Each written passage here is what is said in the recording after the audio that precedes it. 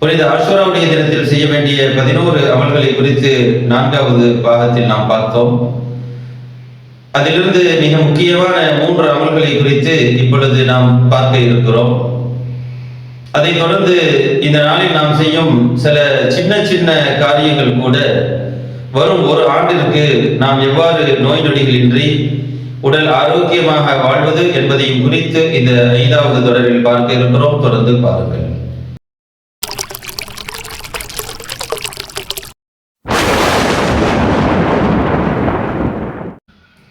11 அமல்கள்ல மிக முக்கியமான 3 அமல்கள். 1வது நோன்பு, 2வது குடும்ப உறவை பேணி வாழ்வது, 3வது குடும்பத்திற்கு தாராளமாக செலவு செய்வது. இப்ப நோன்பை பத்தி நம்ம தெளிவா சொல்றதா இருந்தா, இந்த ஆஷூராவுடைய நோன்பு, இத நபி ஸல்லல்லாஹு அலைஹி வஸல்லம் சொன்ன அந்த ஹதீஸிலிருந்து நாம ஒரு சின்ன ஒரு உதாரணத்தின் அடிப்படையில் பார்த்தா தெளிவா புரியும். அதாவது ஸ்போர்ட்ஸ்ல வின் பண்ணவங்கள ஃபர்ஸ்ட் செகண்ட் தேர்ட் பிரைஸ் கொடுக்கும் பொழுது அவங்க என்ன செய்வாங்கன்னா, ஒரு ஸ்டெப்ஸ் மாதிரி ரெடி பண்ணி வச்சிருப்பாங்க. அதுல நடுவுல உயரத்துல முதல் பரிசு பெற்றவரும், வலது பக்கத்துல சைடுல செகண்ட் பிரைஸும், இடது பக்கத்துல தேர்ட் பிரைஸும் நிப்பாட்டி வைப்பாங்க. இத மாதிரி நபி ஸல்லல்லாஹு அலைஹி வஸல்லம் ரமலானுடைய நோன்பை ஃபர்ஸ்ட் பிரைஸ்ல வைக்கிறாங்க, ஃபர்ஸ்ட் இடத்துல வைக்கிறாங்க. அதுக்கு இடத்துல செகண்ட் இடத்துல வைக்கக்கூடிய நோன்பு என்ன அப்படின்னு பார்த்தா, எத்தனையோ நோன்புகள் இருக்குது. அதுல பெருமானார் வச்சது இந்த ஆஷூராவுடைய நோன்பு தான். அப்படின்னா ரமதானுக்கு அடுத்தபடியா சிறப்பான நோன்பாக இந்த ஆஷூராவை நம்ம என்ன செய்யறோம் பார்க்கிறோம். இந்த அளவுக்கு நபி ஸல்லல்லாஹு அலைஹி வஸல்லம் ஆஷூராவுடைய நோன்பை உயர்த்தி வைத்தார்கள். இதிலிருந்து ஆஷூராவுடைய சிறப்பு நம்ம என்ன செஞ்சுக்கிற முடியும், முழுமையாக விலகிக்கிட முடியும். சரி, இப்ப இந்த நோன்பு 10வது நோன்பு இருக்குல்ல, 10வது நாள் நோன்பு வைப்பது, அதுதான் அசல். இருந்தாலும் யூதர்களுக்கு மாற்றம் செய்யணும். ஏன்னா யூதர்கள் மூசா நபி நோன்பு வைத்தார்கள், அவர்கள் பாதுகாக்கப்பட்ட நாள். யூதர்களும் வைத்தார்கள். எனவே அவர்களுக்கு மாறு செய்யும் விதத்தில் ஸல்லல்லாஹு அலைஹி வஸல்லம் சொன்னாங்க, அடுத்த வருஷம் நான் இருந்தேன்னு சொன்னா பிறை லசோமன்னன் தாசிய 9ஐயும் சேர்த்து வைப்பேன் என்று ஸல்லல்லாஹு அலைஹி வஸல்லம் சொன்னாங்க. அப்போ இப்ப என்ன வைக்கணும் அப்படின்னு கேட்டா, யூதர்களுக்கு மாற்று செய்வதற்காக 9, 10 சேர்த்து வைக்கிறோம். முடியாதவங்க 10, 11 வச்சுக்கலாம்.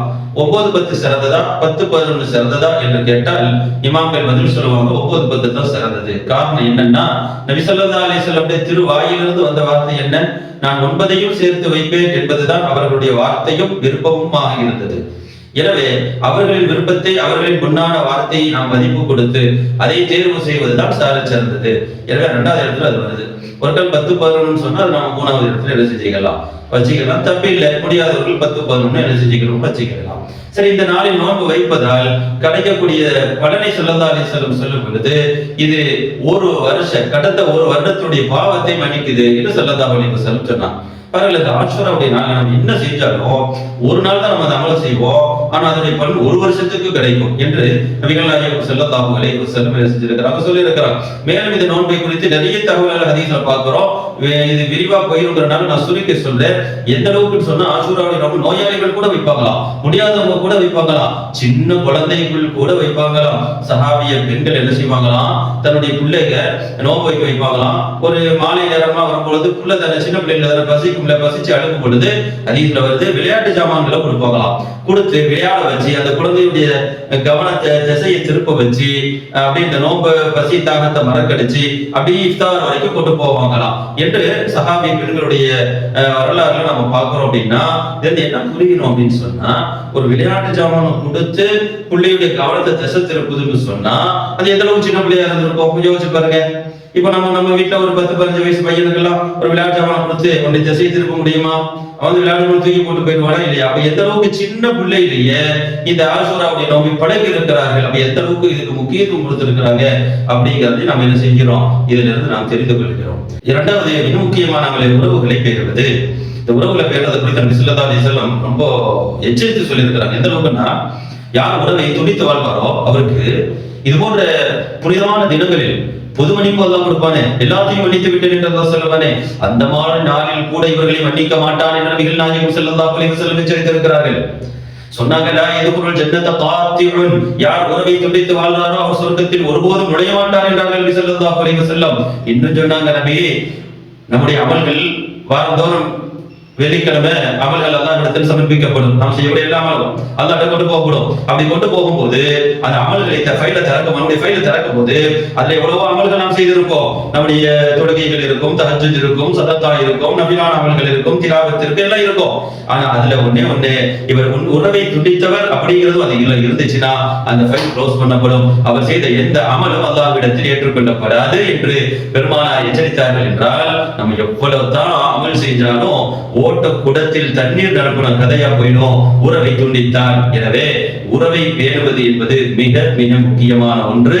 அதில் இன்னைக்கு இஸ்லாமிய சமூகம் மிக முழுவோக்காக இருப்பதை நாம் பார்க்கிறோம். அன்பிற்குரிய பெரியவர்களே, தாய்மார்களே, நாம் சின்ன சின்ன விஷயங்களுக்கு எல்லாம் பிணங்கி கொண்டு இருப்பது என்பது அது நமக்கு பெருமானார் காட்டி தந்த வழி அல்ல. எனவே யாராவது உங்கள மனஸ்தாபத்தோடு உறவை முறித்து வாழ்ந்தால் இந்த புனிதமான நாளில் நாம் அல்லாஹ் ரசூலுக்காக எல்லாத்தையும் விட்டு கொடுத்து மறந்து அவர்களோடு நாம் சலாம் சொல்லி இணைந்து பேச வேண்டும் என்பதை இந்த நன்னாளில நீங்கள் எல்லாம் மனதில் உறுதி எடுத்துக் கொள்ளுங்கள்.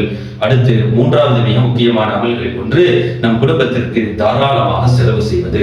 நபி ஸல்லல்லாஹு அலைஹி வஸல்லம் இதை குறித்து சொன்னாங்க, மன் வஸஅ அலா அஹ்லிஹி யௌம ஆஷூரா, ஆஷூராவுடைய நாளில் யார் தன்னுடைய குடும்பத்திற்கு தாராளமாக விசாலமாக செலவு செய்வாரோ, கணக்கு பார்க்காமல் தாராளமாக செலவு செய்வாரோ, வஸஅல்லாஹு அலைஹி சாயிர சனத்திஹி, அல்லாஹ் அந்த ஒரு வருடம் முழுக்க அவருக்கு விசாலமான பொருளாதாரத்தை வழங்குவான். விசாலமாக அல்லாஹ் அவரோடு நடந்து கொள்வான். சுப்ஹானல்லாஹ், எவ்வளவு பெரிய பாக்கியம் பாத்தீங்களா? அதான் ஆரம்பத்தில் நான் சொன்னேன், இந்த ஆஷுரா இருக்கிறது எப்படிப்பட்ட நாள்னா, இதோட அவன் செய்யக்கூடிய ஒரு நாள் செய்யக்கூடிய அவளுக்கு ப்ராஃபிட் பாத்தீங்கன்னா ஒரு வருஷமா இருக்கும். நம்ம செய்யக்கூடிய அமல் ஒரு நாள் தான், ஆனா அதுக்கு கிடைக்கக்கூடிய லாபம் ஒரு வருஷத்துக்கு கிடைக்கும். இந்த ஒரு நாளில் நாம் நம் குடும்பத்திற்கு செய்யக்கூடிய செலவு அது நம் ஒரு வருஷத்திற்கு நமக்கு வாழ்வாதாரத்தை, ரிஸ்கை அல்லாஹ்வின் புறத்திலிருந்து விசாலமாக தட்டுப்பாடு இல்லாமல் நமக்கு கொண்டு வந்து சேர்க்கும் என்று நபிகள் நாயகம் ஸல்லல்லாஹு அலைஹி வஸல்லம் சொல்வார்கள். இதை பல இமாம்கள் நமக்கு எடுத்து சொல்லும் பொழுது கது ஜர்ரபனாஹு, நாங்கள் அதை எங்கள் வாழ்க்கையில் அனுபவித்திருக்கிறோம் என்று சொல்வார்கள்.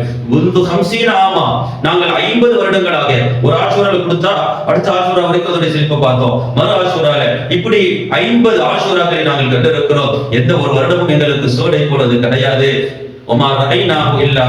நாங்கள் கையை தவிர எதையும் அந்த வருடம் பார்க்க மாட்டோம் என்று இமாம்கள் தங்களுடைய அனுபவங்களை கிதாபுகளின் வாயிலாக நமக்கு எடுத்து சொல்லி காட்டுகிறார்கள். எனவே அன்பிற்குரிய தாய்மார்களே, அன்பிற்குரிய ஆண்களே, தகப்பன்மார்களே, கணவன்மார்களே, கவனமாக கேட்டுக்கொள்ளுங்கள். இந்த ஆஷூராவுடைய தினத்தில் ஒரு நாள் நாம் செய்யக்கூடிய செலவு, இதை நீங்கள் மறந்து விடாதீர்கள். மிக கவனமாக, மிக மிக முக்கியமான ஒரு அமலாக நீங்கள் குறித்துக் கொள்ளுங்கள். அல்லாஹ் நம்மை ஒரு வருஷத்திற்கு சரிபார்த்து வைப்பார். அடுத்து நம்ம அன்றாடம் செய்யக்கூடிய அமல் தான், ஆனா அதையே இந்த நாள்ல நம்ம செய்யறனால ஒரு வருடம் முழுக்க பாதுகாப்போடு நம்ம வாழ முடியுமா, நோய் நொடி இல்லாம வாழ முடியுமா அப்படின்னு இமாம் பெருமக்கள் கிதாபிலே எழுதியிருக்கக்கூடிய செய்தி.